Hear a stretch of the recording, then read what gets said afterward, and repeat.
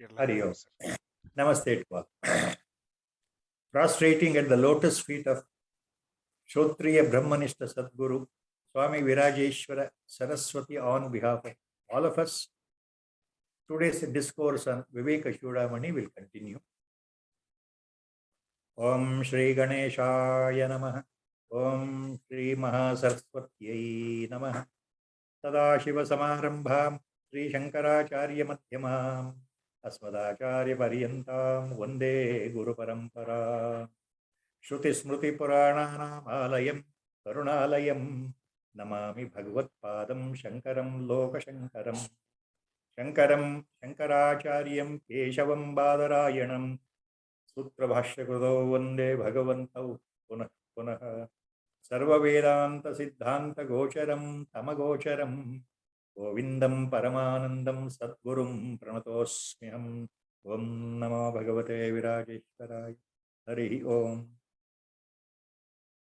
Now, the last session, the set of shlokas, what Acharya Shankara Bhagavatpada is doling out to his Shishya, and the next few sets of shlokas mainly pertain to the core point of what is called as Atmadarshana.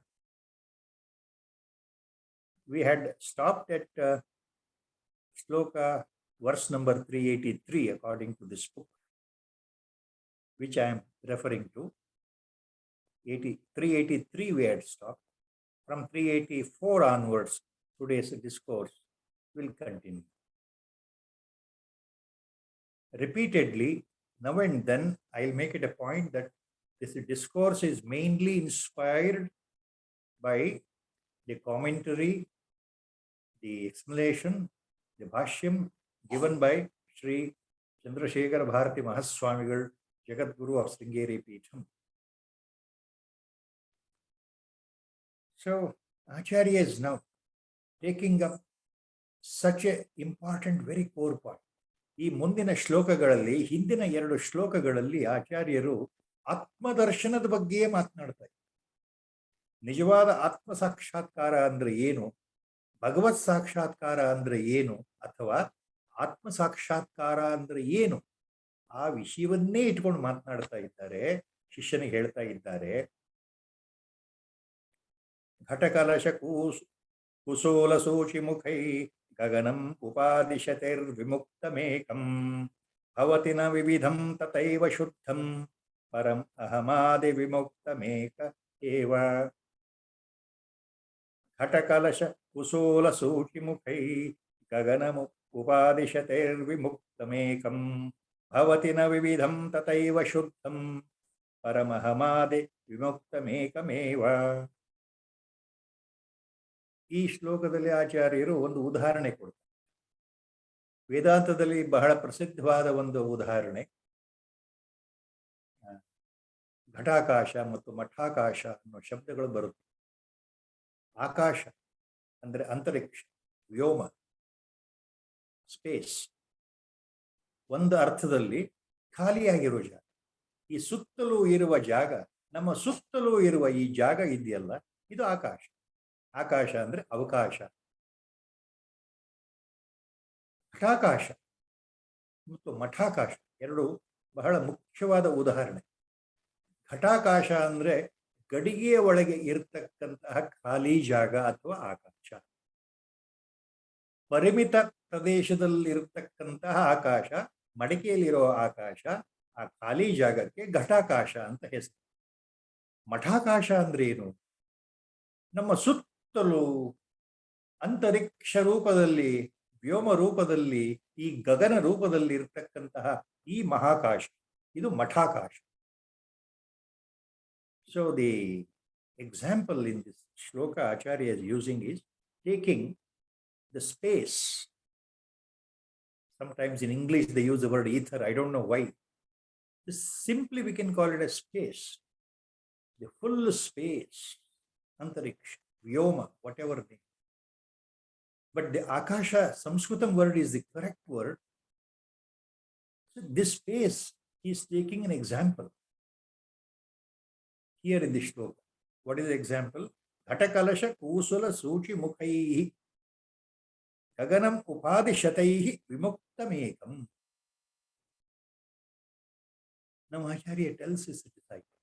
ಏನ್ ಹೇಳ್ತಾ ಇದ್ದಾರೆ ಮೊದಲ 2 ಚರಣಗಳಲ್ಲಿ ಅಂದ್ರೆ, ನೋಡಪ್ಪ ಶಿಷ್ಯ, ಯಾವುದೇ ವಸ್ತುಗಳ ಒಳಗಡೆ ಇರತಕ್ಕಂತಹ ಖಾಲಿ ಜಾಗ, ಖಾಲಿ ಪ್ರದೇಶ, ಆಕಾಶವನ್ನು ನೋಡ್ತಾ ಹೋದ್ರೆ ಒಂದು ಸೂಜಿಯ ಮೊನೆ ತುಂಬಾ ಚಿಕ್ಕದು, ಆ ಜಾಗ ತುಂಬಾ ಕಡಿಮೆ. ಅಥವಾ ಒಂದು ಮಡಿಕೆ, ಚಿಕ್ಕ ಮಡಿಕೆ, ಅದರೊಳಗೆ ಸ್ವಲ್ಪ ಕಿರಿದಾದಂತಹ ಆಕಾಶ. ಮಡಿಕೆಯಿಂದ ಮುಂದೆ ಒಂದು ದೊಡ್ಡ ಕಳಶವನ್ನು ತಗೊಂಡ್ರೆ ಕಳಶದ ಒಳಗಡೆ ಇರುವ ಆಕಾಶ ಇನ್ನೂ ದೊಡ್ಡದಾಗಿದೆ. ಅದಕ್ಕಿಂತ ಇನ್ನೂ ದೊಡ್ಡದಾದಂತಹ ಭತ್ತ, ರಾಗಿ, ಗೋಧಿ ಇವುಗಳನ್ನ ಕೂಡಿಡತಕ್ಕಂತಹ ಕಣಜಗಳನ್ನು ತಗೊಂಡ್ರೆ ಅದು ಒಳಗಡೆ ಇರೋ ಜಾಗ ಇನ್ನೂ ದೊಡ್ಡದಾಗಿದೆ. ಹೀಗೆ ನಾನಾ ಪ್ರಕಾರ, ನಾನಾ ರೀತಿಯಲ್ಲಿ ಭೇದ ಕಂಡರು, ಪ್ರಮಾಣದಲ್ಲಿ ಭೇದ ಕಂಡರು, ಎಲ್ಲ ಉಪಾಧಿಗಳನ್ನ ಕಿತ್ತು ಒಗೆದ್ರೆ ಒಂದು ಸೂಜಿಯ ಮೊನೆಯಲ್ಲಿರೋ ಆಕಾಶ, ಒಂದು ಮಡಿಕೆ ಒಳಗಡೆ ಇರೋ ಆಕಾಶ, ಒಂದು ಭತ್ತದ ಕಣಜದಲ್ಲಿ ಇರತಕ್ಕಂಥ ಆಕಾಶ ಮತ್ತು ಹೊರಗೆ ಇರತಕ್ಕಂಥ ಮಹಾಕಾಶ ಎಲ್ಲವೂ ಒಂದೇ. ಅವನ್ನು ಬೇರ್ಪಡಿಸ್ಲಿಕ್ಕೆ ಸಾಧ್ಯ ಇಲ್ಲ. ಒಂದು ಮಡಿಕೆ ಒಳಗೆ ಇರತಕ್ಕಂತಹ ಜಾಗ, ಮಡಿಕೆಯನ್ನು ತೆಗೆದು ಹಾಕ್ಬಿಟ್ರೆ, ಒಡೆದು ಹಾಕ್ಬಿಟ್ರೆ ಹೊರಗಿನ ಆಕಾಶದಲ್ಲಿ ಸೇರೋಯ್ತಲ್ಲ ಒಳಗಡೆ ಇರೋ ಆಕಾಶ. ಈ ಘಟಾಕಾಶ ಮಠಾಕಾಶ ಜೊತೆ ಸೇರೋ ಹೋಗ್ತಲ್ಲ. ಪೂರ್ತಿಯಾಗಿ ಮಡಿಕೆಯನ್ನು ಚೂರು ಮಾಡಿ ಒಡೆದ್ರೆ ಒಳಗಡೆ ಇರತಕ್ಕಂಥ ಆಕಾಶ ಎಲ್ಲಿ ಹೋಯಿತು? ಹೊರಗಡೆ ಸುತ್ತಲೂ ಇರೋ ಆಕಾಶ ಜೊತೆಗೆ ಒಂದಾಯಿತು.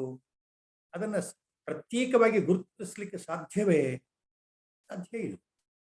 ಈ ಉದಾಹರಣೆ ಆಯಾ ಉಪಾಧಿ ಸಂಬಂಧವಾಗಿ ಆಕಾಶದ ಪ್ರಮಾಣ, ಪರಿಮಾಣ ಆಯಾ ಪ್ರದೇಶಕ್ಕೆ ಭಿನ್ನ ಭಿನ್ನವಾಗಿ ಕಂಡರೂ ಆ ಎಲ್ಲ ಉಪಾಧಿಗಳನ್ನ ತೆಗೆದುಹಾಕಿಬಿಟ್ರೆ, ಸೂಜಿಯನ್ನು ತೆಗೆದುಹಾಕಿಬಿಟ್ರೆ, ಕಡಿಗೆಯನ್ನು ಒಡೆದು ಹಾಕಿದ್ರೆ, ಕಣಜವನ್ನ ಒಡೆದು ಹಾಕಿದ್ರೆ, ಕಲಶವನ್ನ ಒಡೆದು ಹಾಕಿದ್ರೆ, ಅಲ್ಲಿರ್ತಕ್ಕಂಥ ಆಕಾಶಗಳನ್ನ ಹುಡುಕೋದಲ್ಲಿ ಎಲ್ಲವೂ ಮಹಾಕಾಶ ಸೇರಿ ಹೋಗಿತ್ತಲ್ಲ. ಒಂದೇ ಅಲ್ವಾ? ಒಂದೇ ಆಗತ್ತಲ್ವಾ?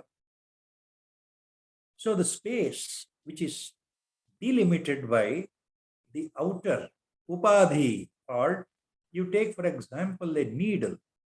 So the eye of the needle has a small space.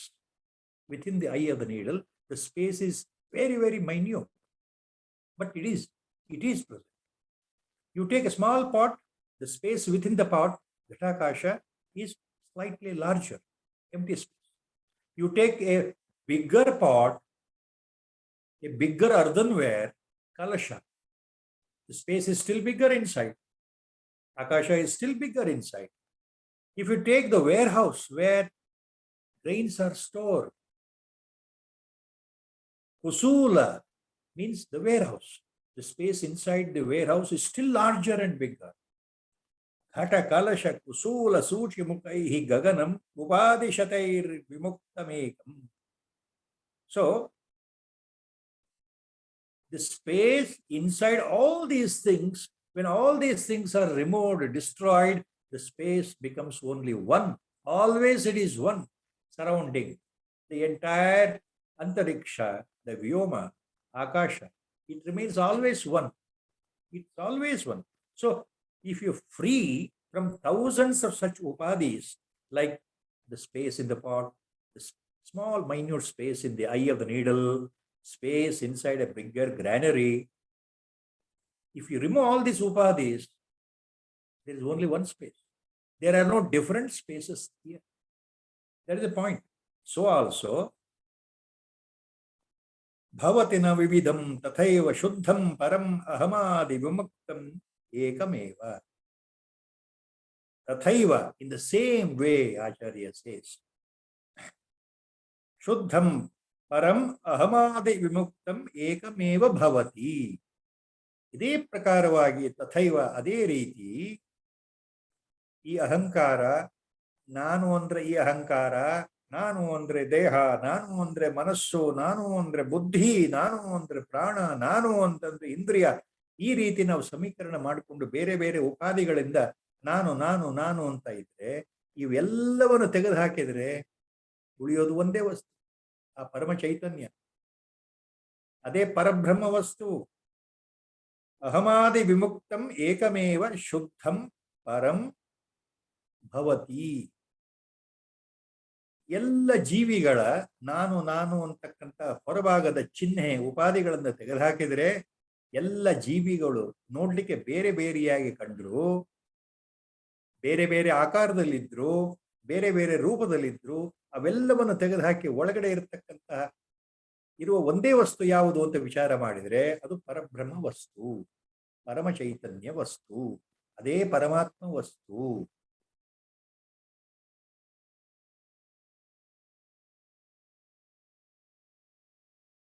To this example, Acharya is to highlight that the space example he is taking here, commonly, practically we call emptiness. Space means emptiness. There is nothing. The whole sky is an example of the vast sky, space, limitless, vast, expansive. All these words are used. Even if you go further in deeper in the scientific way of interpretation, our Gurudev used to tell this. I remember, to hammer this point, how deeper sometimes he used to go, being a scientist himself in his Purvashrama. Now, for example, you take at the molecular level of any sentient or non-sentient thing, living or non-living. At the molecular level, all the molecules are made up of different atoms in different configurations, joined together. The same atoms are there, same molecules are there, but their configuration, association differs in such a way that individual entities are formed, living and non-living, matter. So the entire matter, we say, is made up of ultimately atoms, paramanagalu. Now, even if you take the atom as the most invisible unit, even the atom is divisible into the outer negatively charged electrons revolving around the central nucleus, which includes the protons and neutrons. So electrons continuously revolve around the nucleus of each atom, and there is a space between the electrons, the orbit of the electrons, and the central nucleus. There is a space. Subatomic space, as it is called. Intraatomic space, it is called. If you look at a molecule, for example, water molecule, our chemistry students at the high school level know it very well. They write the equation H2O. The equation, chemical equation for water, they write as H2O, means a molecule of water, invisible, is actually made up of two atoms of hydrogen combined together with one atom of oxygen. So they write H2O. So again, remember, there is a space, Akasha, in the minuscule proportion between the two hydrogen atoms and the oxygen atom, which form a water molecule, H2O, as the symbol, chemical symbol given in the classes. So that is the space, and that space and the outer space is one and the same at the highest level. That is why Vedanta, sometimes these English words are used. The microcosm reflects the macrocosm. That means what is outside is reflected inside. What is outside, the same thing is reflected inside. The macrocosm is reflected in the microcosm. No, these are the words. Anyway, there was some slight deviation here.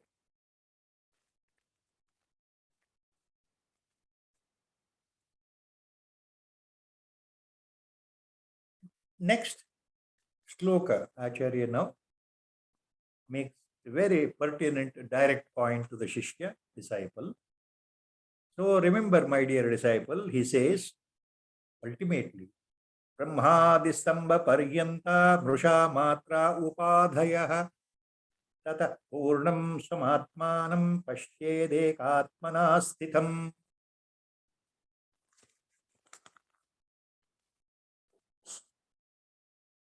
ब्रह्मादिस्तंभ पर्यंत मृषा मात्रा उपाधयः तत पूर्णं स्वमात्मानं पश्येदेकात्मना स्थितम्. Now what he says here, ಬ್ರಹ್ಮನಿಂದ ಹಿಡಿದು ಸ್ತಂಭ ಪರ್ಯಂತ, ಸ್ತಂಭ ಅಂತಂದ್ರೆ ಅತ್ಯಂತ ಸೂಕ್ಷ್ಮ ಜಂತು ಅನ್ನೋ ಅರ್ಥ. ಬ್ರಹ್ಮನಿಂದ ಹಿಡಿದು ಸೂಕ್ಷ್ಮ ಜಂತುವರೆಗಿನ, ಸೂಕ್ಷ್ಮಾತಿ ಸೂಕ್ಷ್ಮ ಜಂತು ಪ್ರಾಣಿಯವರೆಗಿನ ಎಲ್ಲ ರೀತಿಯ ಉಪಾಧಿಗಳು ಕೇವಲ ಮೃಷಾ ಮಾತ್ರ ಉಪಾದಯ, ಇವೆಲ್ಲವೂ ಕೇವಲ ಮಿಥ್ಯಾ ಸ್ವರೂಪದ್ದು. ಬ್ರಹ್ಮನಿಂದ ಹಿಡಿದು ಅತ್ಯಂತ ಸೂಕ್ಷ್ಮಾತಿ ಸೂಕ್ಷ್ಮ ಪ್ರಾಣಿಯವರೆಗೆ ಇರತಕ್ಕಂಥ ವಿವಿಧ ಆಕಾರಗಳು, ವಿವಿಧ ರೀತಿಯ ವರ್ಗಗಳು, ಸ್ಥಾವರ ಜಂಗಮ ಜೀವ ನಿರ್ಜೀವ ವಸ್ತುಗಳು, ಈ ಎಲ್ಲವೂ ಕೇವಲ ತೋರಿಕೆಯಂತೆ, ಬಿಸಿಲು ಮರೀಚಿಕೆಯಂತೆ ಕೇವಲ ಮಿಥ್ಯಾ ಸ್ವರೂಪದ ಉಪಾಧಿಗಳು, ಆಕಾರಗಳು, ಉಪಾಧಿಗಳು. ಆದ್ದರಿಂದ ಒಂದೇ ರೂಪದಲ್ಲಿ ಏಕರಸನಾಗಿ, ಏಕರೂಪನಾಗಿ, ಅದ್ವಿತೀಯನಾಗಿ, ಅದ್ವೈನಾಗಿರ್ತಕ್ಕಂತಹ ಪೂರ್ಣನಾದ ತನ್ನ ಆತ್ಮನನ್ನ ಸ್ವಯಂ ತಾನು ಸಾಕ್ಷಾತ್ಕರಿಸಬೇಕು.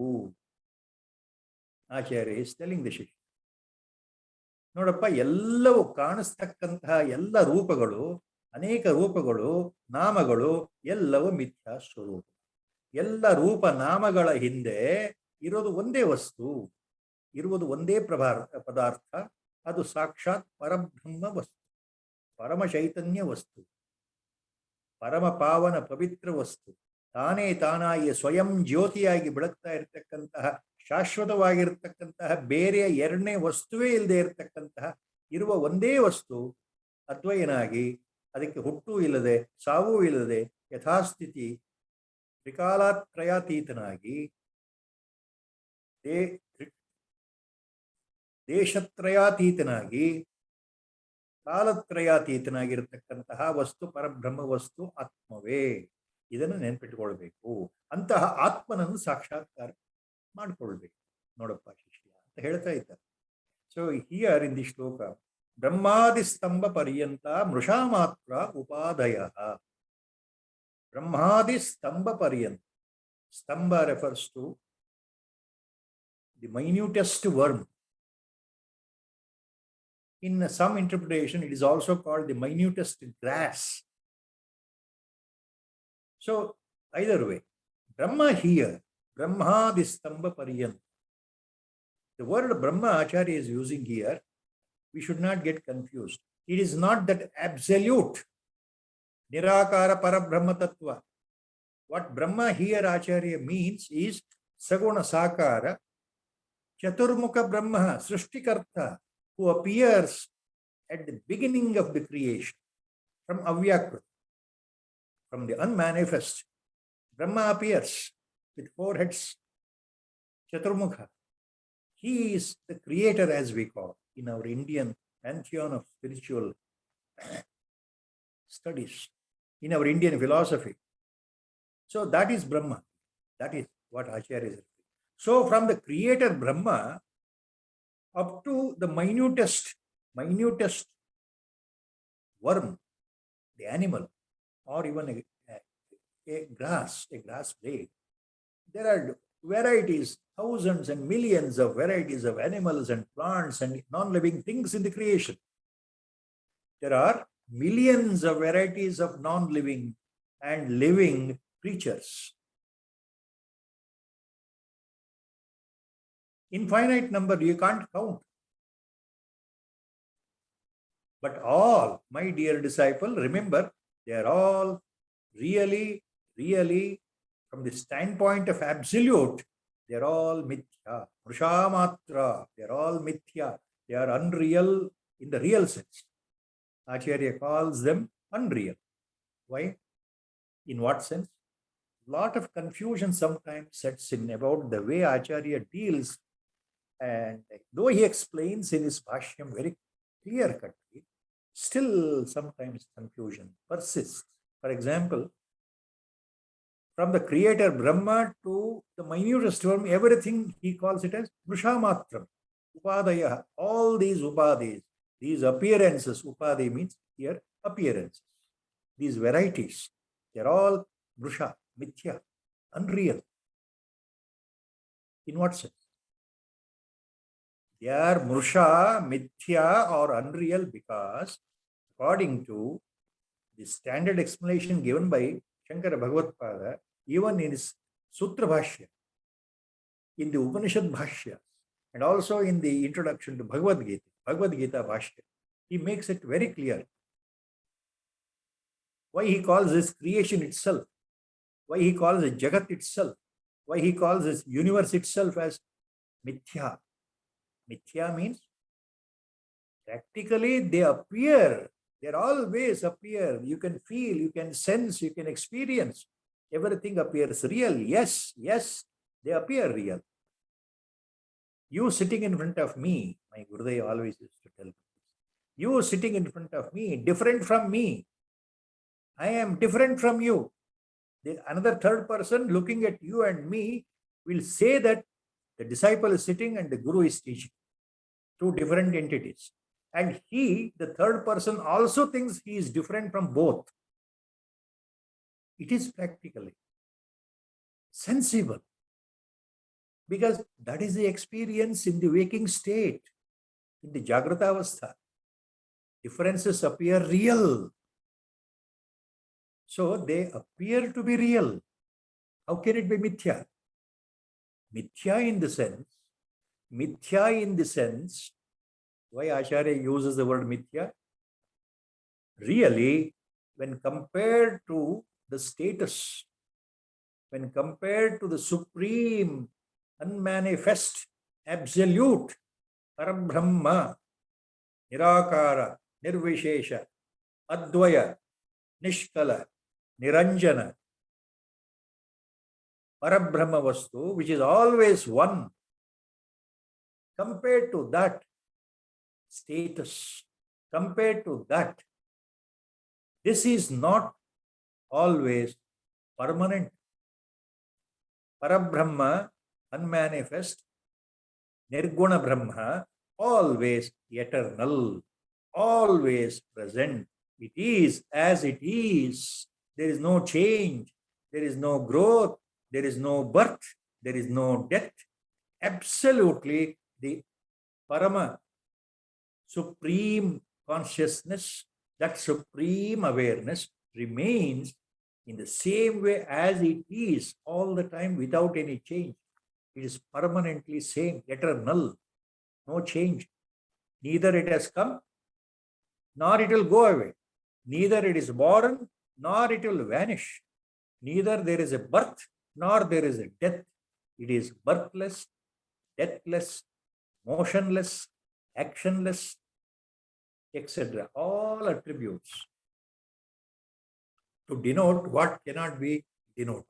So compared to that, this world, this universe, living and non-living, the sentient and non-sentient things, everything is subject to change. Everything subject to transformation. They appear during creation and they vanish at the destruction of the creation. Even Lord Brahma, Prajapita Brahma, the creator Brahma, Saguna Ishvara, Saguna Brahma, Brahma in the manifested form, Ishvara, God in the manifested form, will not be constantly present in the same way. Even Brahma also will disappear at the final deluge. At the end of the day of the Brahma, Brahma also will disappear along with Vishnu and Maheshwara. the Trinity also will disappear. The Saguna Brahma will disappear, merge back into Nirakara, Nirvishesha, Nirvikalpa, Nirguna Brahma.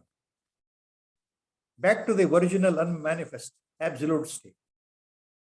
So, from that sense, Acharya says, Brahmadi Stamba Pariyanta Mrusha Matra Upadaya. So, all these, they appear to be real, but they are born, they have appeared, they remain, they change, they transform, and one fine day they will vanish. ಜಗತ್ಪಿತನಾದಂತಹ ಸೃಷ್ಟಿಕರ್ತನಾದ ಬ್ರಹ್ಮದೇವನಿಂದ ಹಿಡಿದು ಸೂಕ್ಷ್ಮಾತಿ ಸೂಕ್ಷ್ಮ ಜಂತುವರೆಗೆ ಎಲ್ಲವೂ ಒಂದಲ್ಲ ಒಂದು ದಿವಸ ಹೊರಟೋಗ್ತದೆ. ಒಂದಲ್ಲ ಒಂದು ದಿವಸ ಇಲ್ಲಿ ಇರೋದಿಲ್ಲ. ಒಂದಲ್ಲ ಒಂದು ದಿವಸ ಕಣ್ಮರೆಯಾಗಿ ಹೋಗುತ್ತೆ. ಶಾಶ್ವತ ಅಲ್ಲ, ಪರಮಶಾಶ್ವತ ಅಲ್ಲ. ಆ ಪರಬ್ರಹ್ಮ ವಸ್ತು ಯಾವ ರೀತಿ ಶಾಶ್ವತವಾಗಿದೆಯೋ ಎಲ್ಲವೂ ಆ ಪರಬ್ರಹ್ಮನಿಂದ ಬಂದು ಸೃಷ್ಟಿಯಲ್ಲಿ ಮತ್ತೆ ಮಹಾಪ್ರಳಯ, ಆತ್ಯಂತಿಕ ಪ್ರಳಯದಲ್ಲಿ ಮತ್ತೆ ಎಲ್ಲವೂ ಆ ಪರಬ್ರಹ್ಮದ ಒಳಗೆ ಹೋಗಿ ಸೇರ್ಕೊಳ್ತಾವಲ್ಲ. ಈ ವ್ಯಾಕೃತ ಜಗತ್ತು ಅವ್ಯಾಕೃತಕ್ಕೆ ಹೊರಟೋಗುತ್ತಲ್ಲ. This manifested universe again becomes unmanifest. That is why all these appear as Vrusha Mithya. So what ultimately Acharya says, second charana, Tata Purnam Sumatmanam Pashyet Ekatmana Sthitam. Tataha, because of that, ಆದ್ದರಿಂದ ಸಂಪೂರ್ಣನಾಗಿರುವ ಸ್ವಯಂ ಆಗಿರ್ತಕ್ಕಂತಹ ಪೂರ್ಣಾತ್ಮನಾಗಿರ್ತಕ್ಕಂತಹ ಆತ್ಮನನ್ನೇ ನೋಡಬೇಕು ಅಂದ್ರೆ ಸಾಕ್ಷಾತ್ಕಾರ ಮಾಡಿಕೊಳ್ಳಬೇಕು. ಅಂದ್ರೆ ನಾನು ಸ್ವತಃ ಆ ನಿರ್ವಿಕಾರ, ನಿರ್ವಿಶೇಷ, ನಿರ್ದ್ವಯ ಆತ್ಮಸ್ವರೂಪನೇ ಅಖಂಡಾಕಾರನಾಗಿರ್ತಕ್ಕಂತಹ, ಏಕವಾಗಿರ್ತಕ್ಕಂತಹ, ಅದ್ವಿತೀಯನಾಗಿರ್ತಕ್ಕಂತಹ, ಅದ್ವೈನಾಗಿರ್ತಕ್ಕಂತಹ ಆತ್ಮನೇ ನಾನಾಗಿದ್ದೇನೆ ಅನ್ನುವುದನ್ನ ನೇರವಾದ ಅನುಭವದಿಂದ ಸಾಕ್ಷಾತ್ಕಾರಗೊಳಿಸಬೇಕು. ಪಶ್ಯೇತ್, ನೋಡಬೇಕು ಅಂದ್ರೆ ಸಾಕ್ಷಾತ್ಕಾರಗೊಳಿಸಬೇಕು. ಸೊ ಆಚಾರ್ಯ ಸೇಸ್ ತತ ಪೂರ್ಣಂ ಸ್ವಮಾತ್ಮಾನಂ ಪಶ್ಯೇತ್ ಏಕಾತ್ಮನಾ ಸ್ಥಿತಂ. So that Purnatma, that Swayam, that original self, I am that self, I am that Purnatma, I am that Atman, I am that Parabrahma Vastu, I am that Parabrahma Sarupa, I am that superior, most unexplainable cosmic consciousness. All these words again words, because what has to be experienced again by the grace of Sadguru or God, difficult to explain in words. Difficult to explain. It is next to impossible.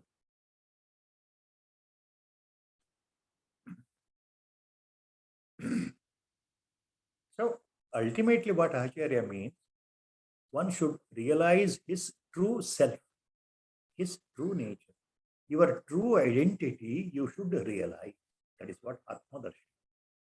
Pashyet, darshana. Pashyet means darshana. You should see. See means here not literally. You are not seeing Atma as a separate entity. You are that only. That has to be internalized. That experience should come. It should stay 24/7. That is called abiding in the self.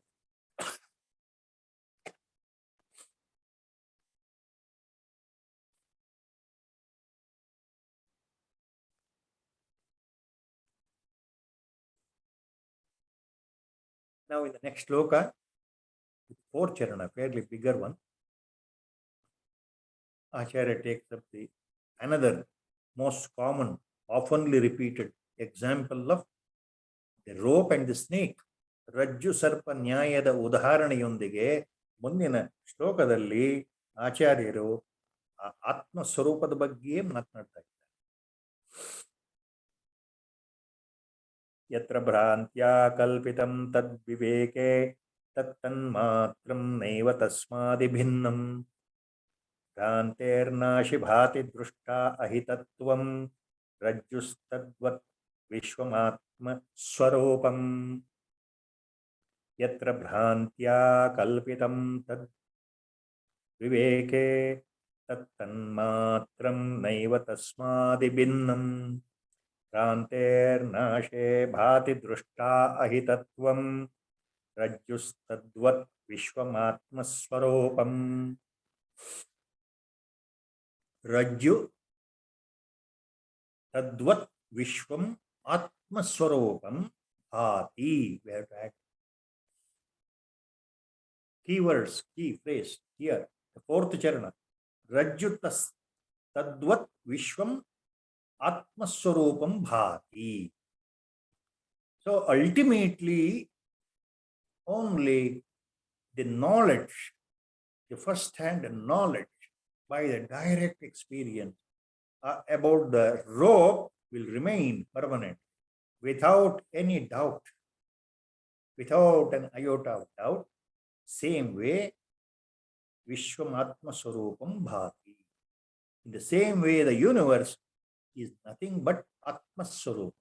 The same Atma Swarupa, the same Atman, exhibiting itself in the various upadhis called this universe. That is a point here.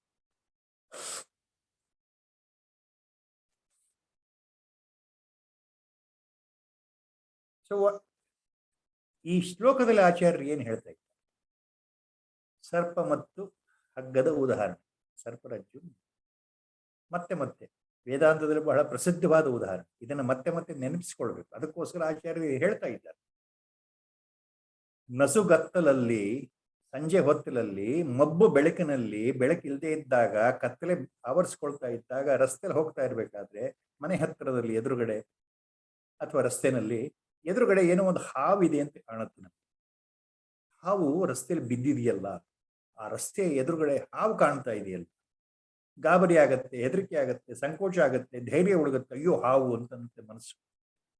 ಆದ್ರೂ ಸ್ವಲ್ಪ ಧೈರ್ಯ ತಗೊಂಡು ಹತ್ರ ಹೋಗಿ ಒಂದು torch ಅಥವಾ ಒಂದು ಬೆಳಕನ್ನ ಒಂದು ಹಿಡ್ಕೊಂಡು ಹತ್ತಿರದಲ್ಲಿ ಹೋಗಿ ಅದ್ರ ಮೇಲೆ ಬೆಳಕು ಬಿಟ್ಟಾಗ ಒಂದೊಂದೇ ಹೆಜ್ಜೆ ಹೆದರ್ಕೊಂಡು ಹತ್ರ ಹೋಗಿ ನೋಡಿದಾಗ ಆಗ ಮನಸ್ಸಿಗೆ ಆನಂದ, ಒಂದು ರೀತಿ ಸುಖ, ಭಯ ಹೋಯ್ತು, ನಿರ್ಭಯವಾಯಿತು ಮನಸ್ಸು. ಯಾಕೆ ಅಂದ್ರೆ ಮನಸ್ಸಿಗೆ ಹತ್ತಿರ ಹೋಗಿ ಸೂಕ್ಷ್ಮದಲ್ಲಿ ಪರೀಕ್ಷೆ ಮಾಡಿದಾಗ ಮಾತ್ರ ಇದುವರೆಗೂ ನಾನು ಅನ್ಕೊಂಡ ಹಾಗೆ ಅದು ಹಾವಲ್ಲ, ಹಾವು ಅಂತ ತಿಳ್ಕೊಂಡಿದ್ದೆ, ಆ ಭ್ರಾಂತಿಯಲ್ಲಿದ್ದೆ, ಅದರಿಂದ ಹೆದರಿಕೆ ಆಗಿತ್ತು, ಅಯ್ಯೋ ಎದುರುಗಡೆ ಹಾವಿದೆಯಲ್ಲ. ಆದರೆ ಸದ್ಯ ಬದುಕು ಬಿಟ್ನಲ್ಲಪ್ಪ, ಅಪ್ಪ ಪರಮಾತ್ಮ, ನಾನು ಏನ್ ತಪ್ಪು ತಿಳ್ಕೊಂಡಿದ್ದೆ, ಹಾವು ಅಂತ ತಿಳ್ಕೊಂಡ್ಬಿಟ್ಟಿದ್ನಲ್ಲಪ್ಪ ಹೆದರ್ಕೊಂಡು, ಅಲ್ಲ, ಎದುರುಗಡೆ ಇರೋದು ಹಗ್ಗ. ಧೈರ್ಯ ಬಂತು, ಮನಸ್ಸಿನ ಭ್ರಾಂತಿ ಕಳೀತು, ಆ ಅಜ್ಞಾನ ಹೋಯಿತು. ಹಾವು ಹಾವು ಹಾವು ಅಂತ ತಿಳ್ಕೊಂಡಿದ್ದು ನೋಡಿದ್ರೆ ಬರೀ ಹಗ್ಗ ಅನ್ನೋದು ಗೊತ್ತಾಯ್ತು. ಹಾವು ಅನ್ನೋ ಅಜ್ಞಾನ ಹೊರಟೋಯ್ತು, ಆ ಭ್ರಾಂತಿ ಕಳೀತು, ಆ ವಸ್ತು ನಿಜವಾಗ್ಲೂ ಹಗ್ಗವೇ ಆಗಿದೆ ಅನ್ನೋದು ಗೊತ್ತಾಯ್ತು. ವಸ್ತುತಃ ವೇದಾಂತ ಏನು ಹೇಳುತ್ತೆ? ಈ ಉದಾಹರಣೆ ರಜ್ಜು ಸರ್ಪ ನ್ಯಾಯ. ರಜ್ಜು ಅಂದ್ರೆ ಹಗ್ಗ, ಸರ್ಪ.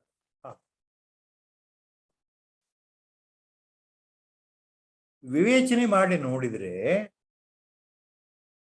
ನಾವು ರಸ್ತೆಯಲ್ಲಿ ದೂರದಲ್ಲಿ ನಸು ಕತ್ತಲಿನಲ್ಲಿ ಹಾವು ಅಂತ ನೋಡಿದ ವಸ್ತು ವಾಸ್ತವವಾಗಿ ಹಾವಾಗಿಲ್ಲ, ಎಂದೂ ಹಾವಾಗ್ಲಿಕ್ಕೆ ಸಾಧ್ಯ ಇಲ್ಲ, ಅದು ಹಗ್ಗವೇ ಆಗಿತ್ತು.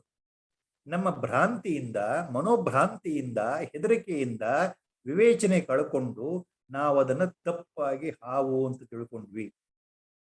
ನಾವು ಹಾವು ಅಂತ ತಿಳ್ಕೊಂಡಾಗಲೂ ಅದು ಹಗ್ಗವೇ, ಮೊದಲು ಹಗ್ಗವೇ, ಮಧ್ಯದಲ್ಲೂ ಹಗ್ಗವೇ ಆಗಿತ್ತು. ಕೊನೆಗೆ ನಾವು ವಿವೇಚನೆ ಮಾಡಿ ಹತ್ತಿರ ಹೋಗಿ ಪರೀಕ್ಷೆ ಮಾಡಿದಾಗ ಹಗ್ಗ ಅಂತ ಗೊತ್ತಾಯ್ತಲ್ಲ. ಹಾವು ಅನ್ನೋದು ಎಲ್ಲಿತ್ತು? ಮೊದಲೂ ಇಲ್ಲ, ಮಧ್ಯದಲ್ಲೂ ಇಲ್ಲ, ಕೊನೆಯಲ್ಲೂ ಇಲ್ಲ. ನಮ್ಮ ಕಲ್ಪನೆಯಲ್ಲಿ ಮಾತ್ರ, ಭ್ರಾಂತಿಯಿಂದ ಬಂದ ಕಲ್ಪನೆ, ಅಜ್ಞಾನದಿಂದ ಬಂದ ಕಲ್ಪನೆ. ಆ ಕಲ್ಪನೆ ನಾಶ ಯಾವಾಗ ಆಯಿತು ಅಂದ್ರೆ ಹತ್ತಿರ ಹೋಗಿ ಪರೀಕ್ಷೆ ಮಾಡಿದಾಗ, ಅದರ ಮೇಲೆ ಬೆಳಕು ಬಿಟ್ಟಾಗ, ಟಾರ್ಚ್ ಲೈಟ್ ಬಿಟ್ಟಾಗ, ಅಯ್ಯೋ ಇದು ಹಾವಲ್ಲಪ್ಪ ಹಗ್ಗ ಅನ್ನೋ ಸಮಾಧಾನ ಬಂತಲ್ಲ. ಇದು ಸರ್ಪ ರಜ್ಜು ನ್ಯಾಯ. ಆ ಉದಾಹರಣೆ ತಗೊಳ್ತಾ ಇದ್ದಾರೆ ಆಚೆ. ಯತ್ರ ಭ್ರಾಂತ್ಯ ಕಲ್ಪಿತಂ ತದ್ವಿವೇಕೆ ತತ್ತನ್ಮಾತ್ರಂ ನೈವ ತಸ್ಮಾದಿ ಭಿನ್ನಂ. ಭ್ರಾಂತಿಯಿಂದ ನಾವು ಹಾವು ಅಂತ ತಿಳ್ಕೊಂಡಿದ್ರು, ಅದು ಮೂಲತಃ ಅದು ಹಗ್ಗವೇ ಆಗಿತ್ತು. ಭ್ರಾಂತಿಯಿಂದ ನಾವು ಏನು ಕಲ್ಪನೆ ಮಾಡ್ಕೊಂಡಿದ್ವೋ ಅದಲ್ಲ, ಅದು ನಿಜವಾಗ್ಲೂ ಏನಾಯಿತು ಅದೇ ಆಗಿತ್ತು ಅನ್ನೋ ಅರ್ಥ. ಭ್ರಾಂತಿರ್ನಾಶೇ ಭಾತಿ ದೃಷ್ಟ ಅಹಿತತ್ವಂ. ಭ್ರಾಂತಿರ್ನಾಶೇ ದೃಷ್ಟ ಅಹಿತತ್ವಂ ಭಾತಿ ರಜ್ಜುಸ್ತದ್ವತ್ ವಿಶ್ವಮಾತ್ಮ ಸ್ವರೂಪಂ. ದೃಷ್ಟ ಅಹಿತತ್ವಂ ಭ್ರಾಂತೇರ್ನಾಶೇ ಭಾತಿ. ನಾವು ನೋಡಿದ್ದು ಹಾವಲ್ಲ ಹಗ್ಗ ಅಂತ. ಈ ಭ್ರಾಂತಿ ಯಾವಾಗ ಹೋಗುತ್ತೆ ಅಂದ್ರೆ ನಾವು ಹತ್ತಿರದಲ್ಲಿ ಹೋಗಿ ಪರೀಕ್ಷೆ ಮಾಡೋದು. ಆಗ ನಮ್ಮ ಭ್ರಾಂತಿ ಹೋಯ್ತು, ಹೆದರಿಕೆ ಹೋಯ್ತು, ಅಜ್ಞಾನ ಹೋಯ್ತು. ಅದು ಹಗ್ಗ ಅಂತ ಗೊತ್ತಾಯ್ತು. ರಜ್ಜು ಭಾತಿ, ಹಗ್ಗವೇ ಆಗಿದೆ. ತದ್ವತ್, ಅದೇ ರೀತಿ ವಿಶ್ವಮಾತ್ಮ ಸ್ವರೂಪಂ. ಈ ಪ್ರಪಂಚ, ಈ ಜಗತ್ತು ನಿಜವಾದ ಅರ್ಥದಲ್ಲಿ ಭ್ರಾಂತಿಯಿಂದ ನಮಗೆ ವಿಶ್ವವಾಗಿ ಜಗತ್ತಾಗಿ ತೋರ್ತಾ ಇದೆಯಲ್ಲ. ನಮ್ಮ ಅಜ್ಞಾನದಿಂದ ಇದು ಬೇರೆ ಬೇರೆ ಬೇರೆಯಾಗಿ ತೋರ್ತಾ ಇದೆಯಲ್ಲ. ಜೀವ ಜಗತ್ತುಗಳು ವೈವಿಧ್ಯಮಯವಾಗಿ ತೋರ್ತಾ ಇದೆಯಲ್ಲ. ಈ ಪ್ರಪಂಚ ವೈವಿಧ್ಯಮಯವಾಗಿ ತೋರ್ತಾ ಇದೆಯಲ್ಲ. ಇದು ಭ್ರಾಂತಿಯಿಂದ. ಈ ಭ್ರಾಂತಿ ಕಳೆದ್ರೆ ಇದು ನಿಜವಾದ ಅರ್ಥದಲ್ಲಿ ಇದು ಸರ್ವವು ಆತ್ಮಸ್ವರೂಪವೇ ಆಗಿದೆ, ಸರ್ವವು ಆತ್ಮಮಯವೇ ಆಗಿದೆ. ನಮ್ಮ ದ್ವೈತ ಭ್ರಾಂತಿಯಲ್ಲಿ ಅಜ್ಞಾನದಿಂದ ನಮಗೆ ಎಲ್ಲವೂ ಬೇರೆ ಬೇರೆ ಬೇರೆ ಅನ್ನೋ ಕಲ್ಪನೆ ಬಂದಿದೆ ಅನ್ನೋ ಅರ್ಥ. So this is a fairly long shloka where Acharya is again trying to give the hint. He is taking use of the Rajju Sarpa Nyaya again, a famous example in the Vedanta. Rajju means the rope, Sarpa means the snake. So that example, which Acharya earlier has already used in Viveka Chudamani, even in a number of other places, a famous example in the Vedantic philosophy. So in a dim light in the evening, the sunlight is almost fading or almost gone. While walking on the road near the house or on the road, at a distance when we see something on the road, a long one, with a wavy type, immediately it looks like snake itself is there. And suddenly we are jolted out of fear. Our mind, we see the snake there on the road where I am walking. The first reaction, reflex reaction is, I am jolted out of fear. The fear develops in. See, there is a snake, it may bite me. It may create harm, I may die. So all these feelings, because I am seeing a snake, correct? Then with some courage, by prodding by others, another person who prods, come on, let us see and go, let us go and near and observe, near, let us go near. So with that prodding, what happens, or taking some courage later, with a sort of a feeble, confused mind, we go step by step, very near, take a torchlight, switch on the torchlight, we throw the light on that object, which is a snake on the road. When we go near and examine perfectly, then only at a particular point, suddenly it flashes that I had thought it is a snake. No, it is not a snake. It is only a rope, a thick rope, which was fallen on the road. It appeared like a snake to me. Thank God. No more it is a snake. So I had thought it as a snake because of delusion, because of ajnana, because of ignorance. My ignorance led me to think that it is a snake. Only after proper examination, after reasoning, after real examination, my first-hand experience is, no, it is not any more snake, it is only a rope. Then I feel highly comfortable. My anxiety gone, the fear gone, clarity sets in, my ignorance is gone, ajnana is gone. The real knowledge that it is a rope sets in. It is no more a snake, really, it is a rope that sets in. So the jnana sets in. Then I become happy. Then I become almost back to the normal sense. Then I will think, oh, by foolishly, I thought it was a snake. No, it was not a snake. So before I ventured out, the rope was rope only. When I thought it was a snake, even then it was rope only. When I went and later examined, finally, even then it was rope only. So from the absolute standpoint of view, the nature of the rope never changed. Only our perception changed. Due to a wrong identification, I thought it was snake. With a proper identification, understanding and reasoning by Viveka, I came to conclusion later by my experience. I only went nearby. I only went very near and saw. Then I found out the truth. The truth is it is a rope, not a snake. So during my delusion also, actually it was rope only. I thought by ignorance, by ajnana. Same way, what Acharya says here. Yatra bhrantya kalpitam tad viveke tat tanmatram naiva tasmadi bhinnam. So that which is imagined as something by ignorance, that which is imagined as something else by ajnana. Upon inquiry, upon proper examination, it is actually not different from that original vastu itself. Upon inquiry, it is the same original vastu, there is no change. Only I had imagined wrongly, that's all. So due to delusion, I thought wrongly. So when once the delusion, bhranti, manobhranti, vanishes, then the feeling of serpent also vanishes. Then I am sure, then I become totally with correct perception. I understand that it is rope only. So the delusion of snake disappears from my mind. So upon the attainment jnana, bhranti or delusion disappears. The truth sets in, the reality sets in. Similarly, here Acharya reminds us that the rope is the real truth.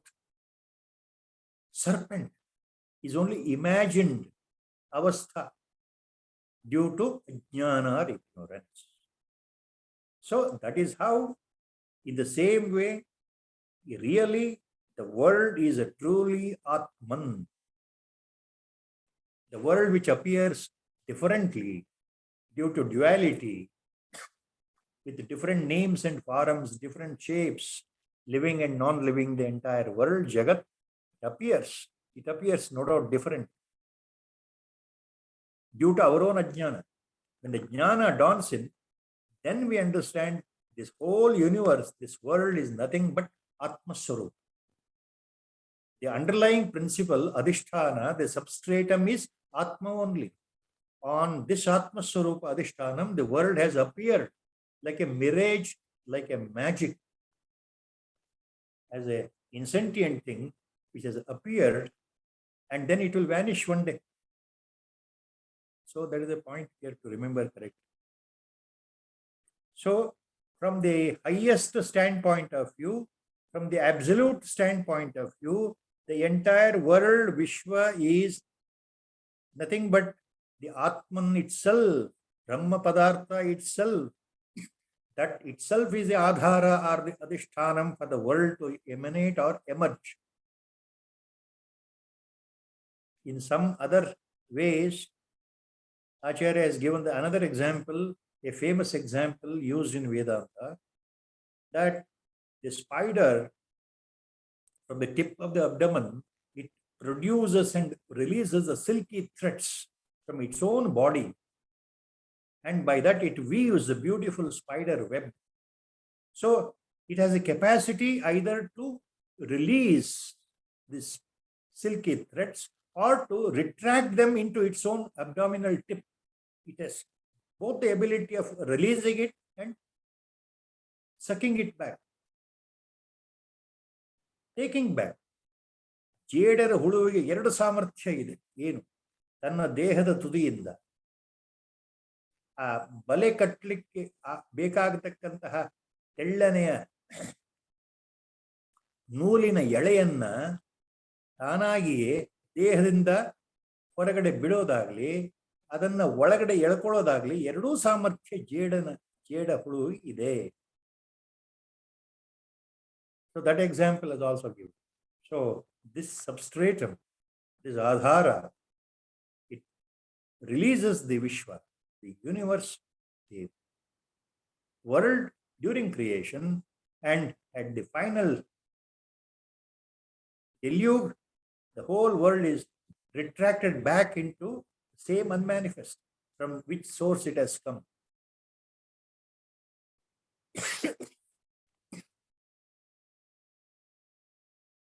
Now the next is a landmark shloka, Acharya. Simple yet very difficult to explain. Atmadarshana. Now Acharya says to the disciple, Swayam Brahma, Swayam Vishnu, Swayam Indra, Swayam Shiva, Swayam Vishwamidam Sarvam, Swasmad Ananya Kinchana. Swayam Brahma, Swayam Vishnu, Swayam Indra, Swayam Shiva, Swayam Vishwamidam Sarvam, Swasmad Ananya Kinchana. If you split the last phrase, Swasmad Ananyan Kinchana, Swasmad plus Anyat Kinchana. ಸಂಧಿ ಬಿಡಿಸಿದ್ರೆ ಕೊನೆಯ ಭಾಗ ಸ್ವಸ್ಮಾದ್ ಅನ್ಯನ್ಯ ಕಿಂಚನ. ಸ್ವಸ್ಮಾತ್ ಅನ್ಯತ್ ನ ಕಿಂಚನ. ಸ್ವಯಂ ಬ್ರಹ್ಮ, ಸ್ವಯಂ ವಿಷ್ಣು, ಸ್ವಯಂ ಇಂದ್ರ, ಸ್ವಯಂ ಶಿವ, ಸ್ವಯಂ ವಿಶ್ವಮಿದಂ ಸರ್ವಂ, ಸ್ವಸ್ಮಾತ್ ಅನ್ಯತ್ ನ ಕಿಂಚನ. So what he says here, self-explanation. ಈ ಆತ್ಮದರ್ಶನದ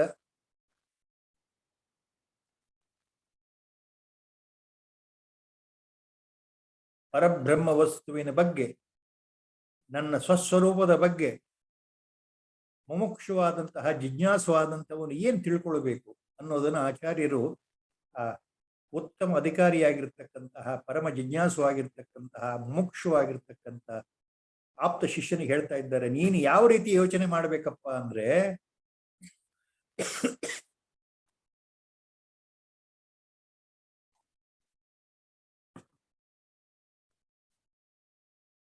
ನೋಡಪ್ಪ ಶಿಷ್ಯ, ಯಾವ ಭಾವದಲ್ಲಿರಬೇಕು ಸದಾಕಾಲ ಸರ್ವದಾ ಸರ್ವಾವಸ್ಥೆಯಲ್ಲಿ ನೀನು ಅಂದ್ರೆ, ಸ್ವಯಂ ಬ್ರಹ್ಮ, ನಾನು ಸ್ವಯಂ ಬ್ರಹ್ಮವೇ ಆಗಿದ್ದೇನೆ. ಬ್ರಹ್ಮ ಅಂತಂದ್ರೆ ಪರಬ್ರಹ್ಮ ಸ್ವರೂಪನೇ ಆಗಿದ್ದೇನೆ.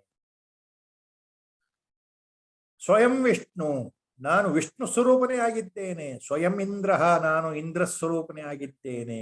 ಸ್ವಯಂ ಶಿವ, ನಾನು ಶಿವಸ್ವರೂಪನೇ ಆಗಿದ್ದೇನೆ. ಸ್ವಯಂ ವಿಶ್ವಂ, ನಾನು ಈ ಪರಿಪೂರ್ಣವಾದ ವಿಶ್ವವೇ ನಾನಾಗಿದ್ದೇನೆ. ಇದಂ ಸರ್ವಂ ಸ್ವಸ್ಮಾತ್, ಇದೆಲ್ಲವೂ ನಾನಾಗಿದ್ದೇನೆ. ಸ್ವಸ್ಮಾತ್, ನನಗಿಂತಲೂ ಅನ್ಯತ್ ಕಿಂಚನ ನ ಅಸ್ತಿ, ನನಗಿಂತಲೂ ಬೇರೊಂದು ವ್ಯಕ್ತಿ ಆಗಲಿ, ಬೇರೊಂದು ಪದಾರ್ಥವಾಗಲಿ, ವಿಷಯವಾಗಲಿ ಇಲ್ಲವೇ ಇಲ್ಲ. ನಾನು ಇರುವುದು ಒಂದೇ. ಮೊದಲನೇ ಚರಣದಲ್ಲಿ ಆಚಾರ್ಯರು ಏನು ಹೇಳ್ತಾ ಇದ್ದಾರೆ? ಸ್ವಯಂ ಬ್ರಹ್ಮ, ಸ್ವಯಂ ವಿಷ್ಣು, ಸ್ವಯಂ ಇಂದ್ರ, ಸ್ವಯಂ ಶಿವ, ಸಗುಣ ಸಾಕಾರ ಬ್ರಹ್ಮ ಸ್ವರೂಪವನ್ನು ಮನಸ್ಸಿನಲ್ಲಿಟ್ಕೊಂಡು ಸಾಮಾನ್ಯವಾಗಿ ನಾವೆಲ್ಲರೂ ತಿಳ್ಕೊಂಡಿರೋ ಹಾಗೆ ಪರಮಾತ್ಮ 3 ರೂಪದಲ್ಲಿದ್ದಾನೆ. ಗೋಚರ ಸ್ಥಿತಿಯಲ್ಲಿ ತನ್ನದೇ ಆದಂತಹ ಮಾಯೆಯಿಂದ ತಾನೇ ಪ್ರಕಟಗೊಂಡಿರ್ತಕ್ಕಂತಹ ಆ ಪರಬ್ರಹ್ಮ ವಸ್ತು, ನಿರ್ವಿಕಾರ ವಸ್ತು ಸಾಕಾರ ರೂಪದಲ್ಲಿ ಬಂದಾಗ, ಸಾಕಾರ ರೂಪದಲ್ಲಿ ತಗೊಂಡಾಗ, ತಾನೇ ಪ್ರಕಟವಾದಾಗ ಬ್ರಹ್ಮ ರೂಪದಲ್ಲಿ ವಿಷ್ಣು ರೂಪದಲ್ಲಿ ಮತ್ತು ಶಿವ ರೂಪದಲ್ಲಿ ಪ್ರತ್ಯಕ್ಷನಾಗ್ತಾನಲ್ಲ. ಬ್ರಹ್ಮ ವಿಷ್ಣು ಮಹೇಶ್ವರ. ಬ್ರಹ್ಮ ಅಂದ್ರೆ ಸೃಷ್ಟಿಕರ್ತ, ವಿಷ್ಣು ಅಂದ್ರೆ ಪಾಲನಕರ್ತ, ಶಿವ ಅಂತಂದ್ರೆ ಸಂಹಾರಕರ್ತ. ಸೃಷ್ಟಿಯ ಕೊನೆಯ ಭಾಗದಲ್ಲಿ ಅತ್ಯಂತಿಕ ಪ್ರಳಯದಲ್ಲಿ ಸೃಷ್ಟಿ ಎಲ್ಲವನ್ನೂ ಸಂಹಾರ ಮಾಡತಕ್ಕಂತಹ ವಿಶ್ವಶಕ್ತಿಗೆ ಶಿವ ಅನ್ನುವ ಹೆಸರು. ಬ್ರಹ್ಮ ವಿಷ್ಣು ಮಹೇಶ್ವರ ತ್ರಿಮೂರ್ತಿಗಳು. ಅದನ್ನ ಮನಸ್ಸಲ್ಲಿಟ್ಕೊಂಡು ಆಚಾರ್ಯರು ಹೇಳ್ತಾ ಇದ್ದಾರೆ. ಹೇಗೆ ತಿಳ್ಕೊಳ್ಬೇಕಪ್ಪ ಅಂದ್ರೆ, ನಾನೇ ಬ್ರಹ್ಮ, ನಾನೇ ವಿಷ್ಣು, ನಾನೇ ಇಂದ್ರ, ನಾನೇ ಆ ಸ್ವಯಂ ಶಿವನಾಗಿದ್ದೇನೆ, ಎಲ್ಲ ವಿಶ್ವವು ನಾನೇ ಆಗಿದ್ದೇನೆ, ಇದೆಲ್ಲವೂ ನಾನೇ ಆಗಿದ್ದೇನೆ, ನನ್ನ ಬಿಟ್ಟು ಬೇರೆ ವಸ್ತು ಇಲ್ಲ. ಇಲ್ಲಿ ನಾನೇ ನಾನೇ ನಾನೇ ಅಂತ ಸ್ವಯಂ ಸ್ವಯಂ ಸ್ವಯಂ ಅಂತಂದ್ರೆ ಆಚಾರ್ಯರು ಯಾವ ಪರಿಭಾಷೆಯಲ್ಲಿ ಹೇಳ್ತಾ ಇದ್ದಾರೆ? ದೇಹಕ್ಕೆ ಅಲ್ಲ, ಶಿಷ್ಯನಿಗೆ ಮನದಟ್ಟು ಮಾಡ್ತಾ ಇದ್ದಾರೆ ಇಷ್ಟು ಶ್ಲೋಕಗಳಲ್ಲಿ. ನೀನು ದೇಹ ಅಲ್ಲ, ನೀನು ಪ್ರಾಣ ಅಲ್ಲ, ನೀನು ಬುದ್ಧಿ ಅಲ್ಲ, ನೀನು ಇಂದ್ರಿಯಗಳೂ ಅಲ್ಲ, ನೀನು ಮನಸ್ಸು ಅಲ್ಲ, ನೀನು ಚಿತ್ತವೂ ಅಲ್ಲ, ನೀನು ಯಾವುದೂ ಅಲ್ಲ. ಹಾಗಾದ್ರೆ ಯಾವುದು? ನೀನು ಆ ಸ್ವಯಂ ಏಕಾಕಾರವಾಗಿರ್ತಕ್ಕಂತಹ ಪೂರ್ಣವಾಗಿರ್ತಕ್ಕಂತಹ ಪೂರ್ಣಾತ್ಮನಾಗಿರ್ತಕ್ಕಂತಹ ಆತ್ಮರೂಪವೇ ನೀನಾಗಿದ್ದೀಯಾ ಅಂತ ಹೇಳಿದ ಮೇಲೆ, ಆ ಆತ್ಮನೇ ನೀನು ಅಂತ ಅಂದ್ಮೇಲೆ ಮತ್ತೆ ವಿಶದವಾಗಿ ಹೇಳ್ತಾ ಇದ್ದಾರೆ. ನೋಡು ಹೇಗೆ ತಿಳ್ಕೊಳ್ಬೇಕು ಅಂದ್ರೆ, ಆ ಆತ್ಮ ಸ್ವರೂಪನೇ ನಾನಾದ್ರಿಂದ ನಾನು ಸ್ವಯಂ ಬ್ರಹ್ಮಸ್ವರೂಪನಾಗಿದ್ದೇನೆ. ನಾನೇ ಅಂದ್ರೆ ಆತ್ಮವೇ, ಆ ಆತ್ಮವೇ, ಆ ಆತ್ಮವೇ ವಿಷ್ಣು ಸ್ವರೂಪ, ಆ ಆತ್ಮವೇ ಶಿವಸ್ವರೂಪ, ಆ ಆತ್ಮವೇ ಇಂದ್ರ ಸ್ವರೂಪ, ದೇವಾನುದೇವತೆಗಳ ಸ್ವರೂಪ, ಸರ್ವವೂ ನಾನೇ ಆಗಿದ್ದೇನೆ. ಸರ್ವಂ ಖಲ್ವಿದಂ ಬ್ರಹ್ಮ, ಉಪನಿಷತ್ ವಚನ. ನಿಜವಾದ ಅರ್ಥದಲ್ಲಿ ಎಲ್ಲವೂ ಬ್ರಹ್ಮಸ್ವರೂಪ, ಅದು ನಾನೇ ಆಗಿದ್ದೇನೆ, ನನ್ನ ಬಿಟ್ಟರೆ ಎರಡನೇ ವಸ್ತುನೇ ಇಲ್ಲ. ಈ ಭಾವ ನಿನ್ನಲ್ಲಿ ಇರಬೇಕಪ್ಪ ಯಾವಾಗಲೂ. ಇದು ಆಚಾರ್ಯರ ಉಪದೇಶ ಶಿಷ್ಯನಿಗೆ. So here the crux of the point, Acharya, the ultimate truth he is explaining to his Shishya. Swayam means your own self, capital S. Your own self, myself. What is that self? Swayam. So, your own self, Swayam. So, this your own self, Atma, is Brahma Swarupa. Your own self, Atma, is Swayam Vishnu Swarupa. Your own self is Indra Swarupa, the king of the gods, Devatas, king of the Devatas, Indra. Your own self, Swayam Shiva, you are Shiva Swarupa, you are Brahma Swarupa, you are Vishnu Swarupa. So you must think like that. I am Brahma Swarupa, I am Vishnu Swarupa, I am Shiva Swarupa, I am Indra Swarupa. Swayam Vishwam Idam, I am this whole universe. I am this whole Vishwa, I am this whole Jagat. Swayam Vishwamidam Sarvam, Swasmat Anyat Kinchana Na. Swasmat Na Anyat Kinchana. So, apart from it, there is nothing else. I am the only one. Myself is the only one. That is the only one Advaya Vastu. That is the only one, there is no second. Ekam eva advitiya vastu. So I am that self, I am that Atma, I am that Parabrahma vastu, I am that Nirvikara, Nirguna Brahma vastu, Nirakara Brahma vastu. I am equally also Akara, Sakara, Saguna Brahma vastu. I am both Nirakara and Sakara. I am both Nirakara and Sakara. No change, no difference. Everything is ultimately one. So this is the dharana that should be engrammed in the body, in the mind, in the antakarana, 24/7. You have to remember this. You have to remember this. This is what Acharya is hinting upon one after another point.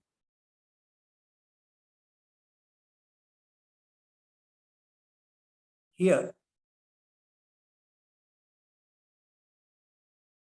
Chandrasekhara Bharati Mahaswamigal, while writing Bhashya commentary on this shloka, which shloka, how the disciple should think, how he should have finally experienced, what is that final experience of Atma Sakshatkara? That final experience appears like this. I am Swayam I am Brahma, Swayam Vishnu, Swayam Indra, Swayam Shiva, Vishwamidam Sarvam, Swayam, Swayam, Swayam. I am this, I am this, I am. So, to this shloka, Acharya,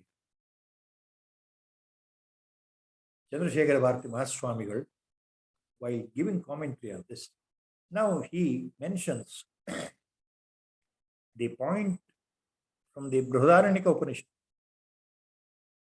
Mahaswami writes here, he takes the example of the Mahamantra in Brihadaranyaka Upanishad. Chandrashekhara Bharati ಮಹಾಸ್ವಾಮಿಗಳು ಬೃಹದಾರಣ್ಯಕ ಉಪನಿಷತ್ತಿನ ಒಂದು ಮಹಾಮಂತ್ರವನ್ನ ಇಲ್ಲಿ ತಕ್ಕೊಂಡು ಇದಕ್ಕೆ ಪೂರಕವಾಗಿ ಹೇಳ್ತಾ ಇದ್ದಾರೆ. ಆ ಮಂತ್ರ ಏನು ಹೇಳುತ್ತೆ, ಅದರ ಅರ್ಥ ಏನು? ಸದ್ಗುರು ಕೃಪೆಯಿಂದ ಶ್ರವಣ ಮನನ ನಿಧಿಧ್ಯಾಸನದಿಂದ ವೇದಕಾಲಗಳಲ್ಲಿ ಋಷಿ ವಾಮದೇವ, ಅತ್ಯಂತ ಪ್ರತಿಭಾನ್ವಿತ ಬ್ರಹ್ಮಜ್ಞಾನಿಯಾದಂತಹ ಋಷಿ ವಾಮದೇವ ಅನ್ನುವ ಋಷಿ ಆ ಪರಬ್ರಹ್ಮ ಪರತತ್ವದ ಕೃಪೆಯಿಂದ ಆತ್ಮ ಸಾಕ್ಷಾತ್ಕಾರ ಉಂಟಾದಾಗ ವಾಮದೇವ ಋಷಿ ಏನ್ ಹೇಳ್ತಾರೆ, ಯಾವ ರೀತಿ ನುಡಿತಾರೆ ಅಂದ್ರೆ, ನಾನೇ ಮನುವಾಗಿದ್ದೇನೆ, ನಾನೇ ಆದಿತ್ಯನಾಗಿದ್ದೇನೆ ಅಂದ್ರೆ ಸೂರ್ಯನಾಗಿದ್ದೇನೆ, ಇದನ್ನ ನಾನು ಅರ್ಥ ಮಾಡ್ಕೊಂಡಿದ್ದೇನೆ ಅಂತ ಹೇಳ್ತಾರೆ. ಆ ಮಹಾಮಂತ್ರ ಬೃಹದಾರಣ್ಯಕ ಉಪನಿಷತ್ತಲ್ಲಿ ಬರುತ್ತೆ. ಆ ಮಂತ್ರ ಏನು ಅಂದ್ರೆ, ಋಷಿ ವಾಮದೇವರು ಸಾಕ್ಷಾತ್ಕಾರ ಆದಾಗ ಉದ್ಗಾರ ಮಾಡದಂಥದ್ದು ಏನಪ್ಪ, ಹೇಳಿದ್ದು ಏನಪ್ಪಾ ಅಂದ್ರೆ, ತದೈತತ್ ಪಶ್ಯನ್ ಋಷಿರ್ ವಾಮದೇವ ಪ್ರತಿಪೇದೇಹಂ ಮನುರಭವಂ ಸೂರ್ಯಶ್ಚೇತಿ. ನಾನೇ ಸ್ವಯಂ ಮನುವಾಗಿದ್ದೇನೆ, ನಾನೇ ಸ್ವಯಂ ಆದಿತ್ಯನಾಗಿದ್ದೇನೆ ಅಂದ್ರೆ ಸೂರ್ಯನಾಗಿದ್ದೇನೆ ಅಂತ ಅವರ ಮೊದಲ ಉಚ್ಚಾರ. ಅಂದ್ರೆ ಎಲ್ಲವೂ ನಾನೇ ನಾನೇ ನಾನೇ ನಾನಾಗಿ, ಎಲ್ಲ ಕಡೆಯೂ ನಾನೇ ನಾನಾಗಿ ಸರ್ವತ್ರ ಇದ್ದೇನೆ. ಸ್ವಯಂ ಸರ್ವತ್ರ ಸರ್ವಕಾಲದಲ್ಲೂ ನಾನು ನಾನಾಗಿಯೇ ಇದ್ದೇನೆ.